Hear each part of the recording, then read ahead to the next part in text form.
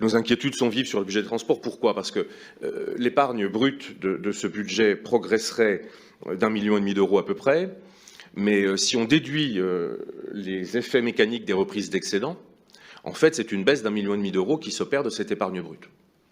Puisque la reprise d'excédents sur le budget en 21 était de 11,8 millions, elle est de cette reprise de 14,6 millions en 2022, donc elle est plus importante. Ce delta, évidemment, montre que, dans les faits, l'épargne brute du budget transport recule. Quand on regarde d'ailleurs les dépenses de ce budget transport depuis 2020, on s'aperçoit qu'elles sont passées, pour les dépenses de gestion hors frais financiers, de 64 à 78 millions d'euros, soit une progression de 14 millions d'euros. Il y a une part d'aléas liés à la crise Covid. Il y a une part aussi de nouvelles demandes faites à l'exploitant, de choix d'évolution de la DSP et bien sûr de l'impact budgétaire de la gratuité en année pleine, et avec un retour de la fréquentation du réseau de transport qui se fait. Et on nous avait annoncé que la Covid changerait durablement les habitudes de fréquentation du transport en commun des grands nancéens.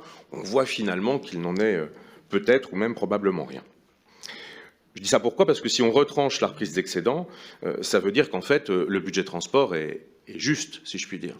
Et même si on intègre une forte progression du versement mobilité que vous anticipez, on voit bien que sans la reprise d'excédents, nous avons un angle mort de l'ordre de 10 millions d'euros sur ce budget transport. En matière d'investissement, toujours sur le budget transport, nous avons 23 millions d'investissements programmés, 18 millions financés par l'emprunt, 5 millions là aussi par les excédents.